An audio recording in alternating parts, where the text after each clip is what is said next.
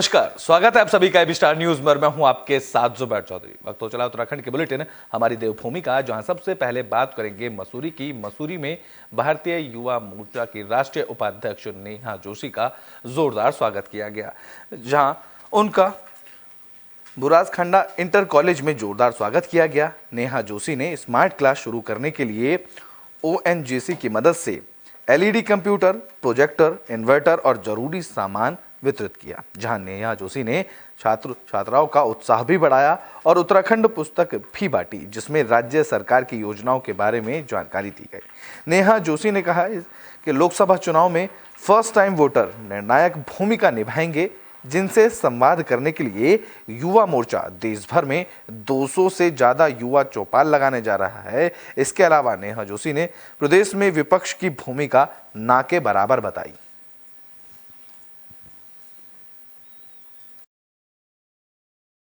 लगातार प्रयास रहता है हमारे जो क्षेत्रीय विधायक हैं गणेश जोशी जी का कि जितने भी स्कूल मसूरी विधानसभा में आते हैं उनमें जो भी प्राइवेट स्कूल में जो सुविधाएं हैं उन सारी सुविधाओं को सरकारी स्कूल तक भी पहुंचाया जाए। तो उसी क्रम में आज ONGC के माध्यम से ये स्मार्ट क्लासेस यहाँ GIC बुरासखंडा, जो एक दूरस्थ हमारा स्कूल है, वहाँ पर प्रोवाइड की गई हैं। उसके अलावा एक नोटबुक अभियान हमने चलाया है, जिसमें बच्चों को हमने कुछ नोटबुक्स वितरित करी हैं, जिसमें सरकार की योजनाओं के बारे में भी बताया गया है, ताकि वो उस तरीके से भी जागरूक हों। तो मैं आशा करती हूँ कि इसी तरीके से जो ये क्रम शुरू हुआ है कि हमारे जो सरकारी स्कूल हैं उनको किस तरीके से प्राइवेट स्कूल्स के जैसी ही शिक्षा वहाँ पर मिल पाए।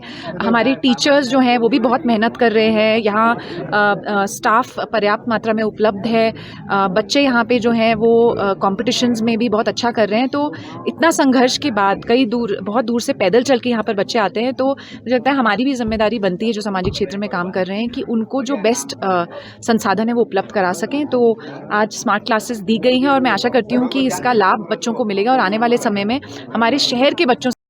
जन्म बात अब पौड़ी की कर लेते हैं, जहां पौड़ी के एक गांव में सड़क ना होने पर ग्रामीणों का प्रदर्शन देखने को मिला है। साथ ही ग्रामीणों ने चुनाव बहिष्कार करने का भी ऐलान किया है। तो उत्तराखंड में सरकार पहाड़ों पर रेल चलाने की तैयारी कर रही है। वहीं दूसरी ओर पहाड़ों में आज भी कई ऐसे गांव हैं जहां सड़क नहीं पहुंच पाई है। ऐसा ही एक गांव पौड़ी के मंडल मुख्यालय के नगर पालिका क्षेत्र में आता है।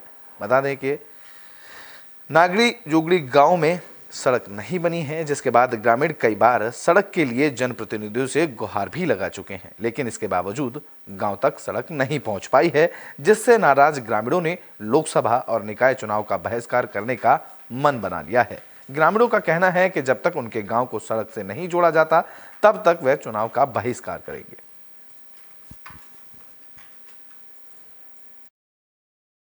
हमें तो आज़ादी के 75 वर्ष पूरे होने के बाद भी आज यहाँ सड़क सुविधा नहीं है। हमें बहुत सी परेशानियों का सामना करना पड़ता है। जैसे कोई बुजुर्ग बीमार पड़ जाता है तो उन्हें डंडियों के सहारे हमें अस्पताल पहुँचना पड़ता है, और सबसे ज़्यादा यहाँ गुलदार का भी डर लगा रहता है। और छोटे बच्चे स्कूल 3-4 किलोमीटर पैदल चलते हैं, उन्हें भी बहुत परेशानियां होती है। कभी बारिश हो जाती है, फिर रास्ता भी हमारे यहाँ ढंग का नहीं है।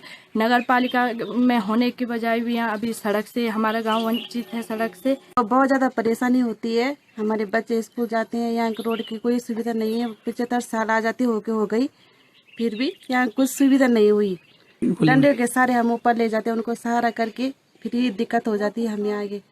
जैसे आपके बच्चे भी हैं, लगातार बाघ गुलदार का भी आतंक छाया हुआ है, तो कितनी दूर आपके बच्चे पढ़ने के लिए जाते हैं? हमारे बच्चे यहाँ से 5 किलोमीटर पैदल जाते हैं, फिर बहुत परेशानी से झेलते हैं। कभी बारिश लगी होती है, बाघ झेलना, हर कुछ का झेलना, यहाँ बहुत दिक्कत आ जाता है। बिल्कुल सही बात है कि 75 साल आज़ादी को हो गए हैं और फिर भी अगर किसी गांव तक सड़क नहीं गई है तो ये दुर्भाग्य है सरकार के लिए भी, और खासकर इसलिए दुर्भाग्य मैं कहूँगा क्योंकि नगरपालिका क्षेत्र में ये गांव आता है। नगड़ी जुगड़ी एक छोटा सा कस्बा है जो जहां लगभग 12 से 13 परिवार निवास करते हैं, लेकिन वहां तक अभी तक सड़क नहीं पहुंची है। जबकि यहाँ के लोगों ने और हमारे द्वारा लगातार मुख्यमंत्री जी को ज्ञापन दिया गया है। यहाँ तीन DM पौड़ी में आए उन तीनों को ज्ञापन दिया गया है। जो जनप्रतिनिधि हैं हमारे, लगातार उनसे गुहार लगाई गई है, लेकिन अभी तक जिस तरह से हम देख रहे हैं कि सड़क अभी नहीं पहुंची है गांव तक, तो काफ़ी दुर्भाग्य है, जिससे कि जो ये गांव के लोग हैं, हम लोगों को काफ़ी दिक्कतों का सामना इस दौरान करना पड़ता है। तो हम जिला प्रशासन से मांग करेंगे कि जल्द से जल्द इस क्षेत्र में सड़क की सौगात इन्हें देनी चाहिए। हमें तो बुलेटिन में बात उत्तराखंड एसटीएफ की कर लेते हैं, जहां एसटीएफ को बड़ी कामयाबी हाथ लगी है। एसटीएफ ने 3 साथी ठगों को गिरफ्तार किया है। तो उत्तराखंड एसटीएफ को बड़ी कामयाबी मिली है। ऑनलाइन झांसा देकर ठगी करने वाले आरोपियों को एसटीएफ ने गिरफ्तार कर लिया है। पीड़ित की शिकायत पर 2 आरोपियों को कर्नाटक और केरल से, जबकि तीसरे आरोपी को महाराष्ट्र के महाबालेश्वर से गिरफ्तार किया गया है। एसटीएफ के एसएसपी आयुष अग्रवाल से मिली जानकारी के मुताबिक इन आरोपियों के खिलाफ देश भर में 3200 से भी ज्यादा शिकायतें दर्ज थीं, जिनमें इन्होंने 21 करोड़ की ठगी लोगों से की थी।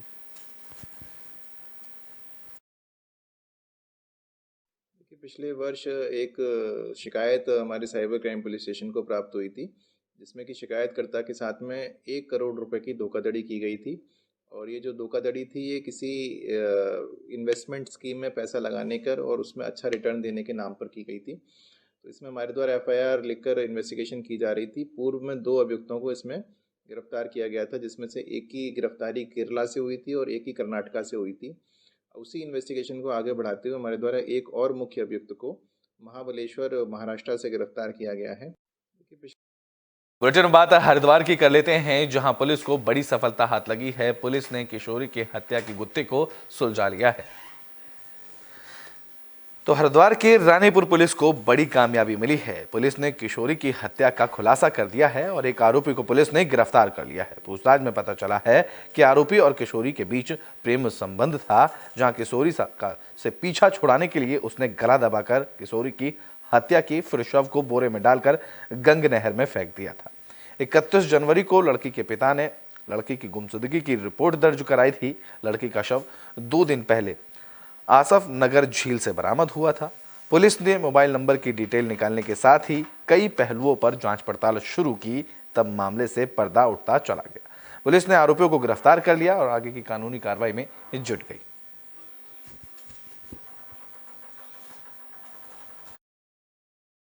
31 जनवरी को सलेमपुर निवासी एक व्यक्ति द्वारा एक सूचना दी गई थी कि उसकी नाबालिग पुत्री घर से गायब है।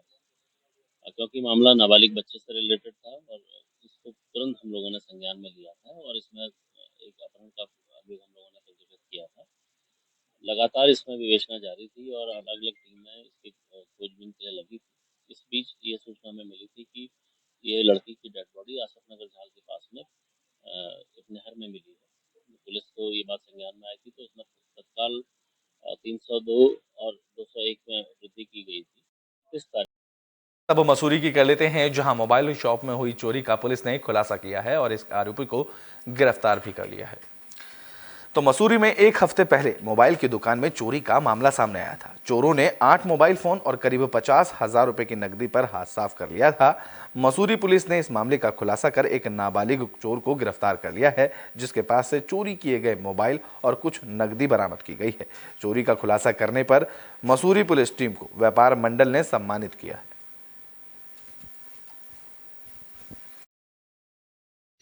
दरअसल कुछ दिन पहले हमारे यहाँ जिस तरह रात को दुकान तोड़ के मोबाइल की दुकान से काफ़ी मोबाइल चोरी किए गए, तो इस टाइप की घटना हमारे मसूरी में बहुत ही कम देखने को मिलती है। हमारे यहाँ थोड़ी आसपास कैमरे भी बहुत कम हैं, फिर भी हमने कई दिन तक हमारे टीम ने अथक प्रयास करके इसको सफल अनावरण किया है और सभी मोबाइल और जो भी धनराशि है वो बरामद की है और सही विवेचना अब जारी है।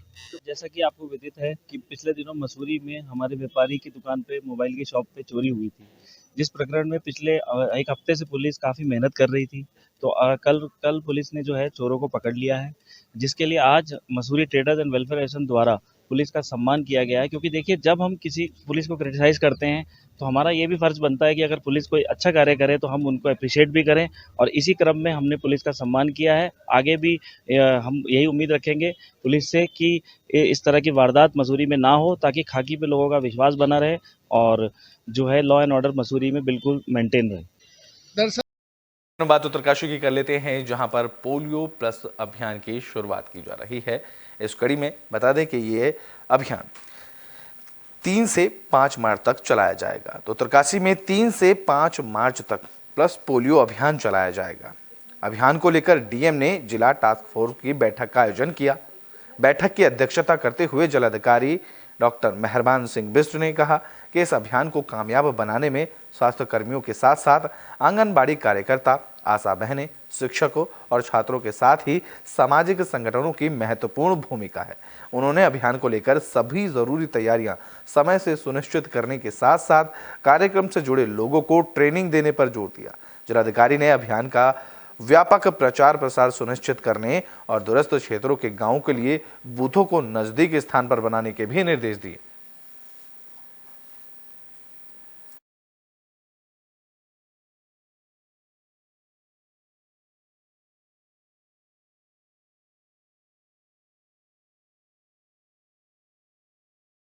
मोड़ों की कर लेते हैं, जहां यूनिवर्सिटी में सेमिनार का आयोजन किया गया। बता दें कि इतिहास से जुड़े सेमिनार का आयोजन किया गया था। अल्मोड़ा में शोभन सिंह जीना विश्वविद्यालय में सेमिनार का आयोजन किया गया। इतिहास विभाग में 2 दिवसीय अंतर्राष्ट्रीय सेमिनार का आयोजन किया गया, जहां कुलपति प्रोफेसर सतपाल सिंह बिष्ट और सेमिनार के संयोजक और इतिहास विभाग के अध्यक्ष ने कहा कि सेमिनार के लिए देश विदेश से करीब 200 से ज्यादा शोध पत्रों के सारांश मिले हैं, जिसमें जर्मनी, श्रीलंका, नेपाल समेत बांग्लादेश भी शामिल है। वहीं उन्होंने बताया कि नेपाल के पूर्व उप प्रधानमंत्री डॉक्टर राजेंद्र सिंह रावल की हिमालयी लोक सांस्कृतिक पर अपना व्याख्यान देंगे। उन्होंने उम्मीद जताते हुए कहा कि सेमिनार से मिलने वाले सुझाव लोक संस्कृति के संरक्षण में अपना योगदान जरूर देंगे। अभी आपसे चर्चा हो रही थी, हिमालयी जो लोक संस्कृति है उसके विभिन्न आयाम हैं। यहाँ की कला है, स्थापत्य है, गीत है, संगीत है, ये बहुत सारे आयाम हैं। उन पर चर्चाएं होने की संभावनाएं पूरी हैं। और अभी तक हम इस अवसर पर जो एब्स्ट्रैक्ट लेते हैं लोगों से, पेपर से एडवांस में मंगाते हैं, लगभग हमारे पास 200 से ऊपर एब्स्ट्रैक्ट इत्यादि आ चुके हैं। 50 से ऊपर रिसर्च पेपर पूरे आ चुके हैं और बहुत सारे करीब 200-250 लोगों की हमारी संभावना है कि वो इसमें पार्टिसिपेट करें। आखिरी बात मसूरी की कर लेते हैं, जहां एल्बम विमोचन कार्यक्रम का आयोजन किया गया। बता दें कि मसूरी पे के होटल सभागार में आयोजित कार्यक्रम में एल्बम मेरी दादानी का विमोचन किया गया। बता दें कि यह एल्बम लोक गायिका रेशमा शाह की है। एल्बम का विमोचन भारतीय जनता पार्टी युवा मोर्चा की राष्ट्रीय उपाध्यक्ष नेहा जोशी ने किया। उत्तराखंड की संस्कृति पर आधारित इस एल्बम में रेशमा शाह खुद नजर आ रही हैं। इस जौनपुर क्षेत्र की संस्कृति, उत्तराखंड की संस्कृति को दुनिया में पहुंचाने का बहुत अच्छा आज तक काम किया है। और मैं तो ये कहूँगी कि आने वाले समय में भी अभी कई देशों का दौरा ये करने वाले हैं और हमारे यहाँ के जो जागर हैं, हमारे जो गीत हैं, वो पूरी दुनिया में आज इनके माध्यम से फैल रहे हैं। तो मैं तो यही कहूँगी कि आने वाले समय में हमारे देश के जो बड़े सम्मान हैं, पद्मश्री रेशमा शाह, ऐसा मेरा सपना है कि मेरी बहन को भी ये सम्मान मिले। और जिस तरीके से मोदी जी देश के कोने कोने से प्रतिभाओं को खोज के निकाल रहे हैं, तो ऐसी एक प्रतिभा हमारे जौनपुर क्षेत्र में भी है और उनको आगे बढ़ाने का काम हम लोग करें, ऐसी मैं सपना देखती हूँ। आज मेरी एक जो मीडिया के साथ एक कॉन्फ्रेंस है, मेरी ददानी एक एल्बम जो मैंने गाई है, उसमें पहाड़ की मैंने बहुत सारी चीज़ें ऐसे जो हमारे पहाड़ों में, जैसे बेड का हमारा पालन होता है, पशुपालन हमारा एक व्यवसाय भी है पहाड़ों में, क्योंकि बेड पालना। तो उसी पे मैंने जो हमारे पौराणिक बुजुर्ग लोग जो मैंने देखा है, मेरे दादा लोग, मेरे पिताजी लोग, तो ये गांव में जो हम जो कार्य करते हैं अपने क्षेत्रों में, मैंने उसमें ये गाना बनाया कि एक पहाड़ की बहू होती है, जो हम जिसे हम भाभी या पहाड़ में हमारे यहाँ कुछ लोग बहू भी बोलता, तो वो गीत मैंने गा के बुलेटिन हमारी देवभूमि में अभी के लिए बस इतना ही। देश और दुनिया की तमाम खबरों के लिए देखते रहें AB स्टार न्यूज़।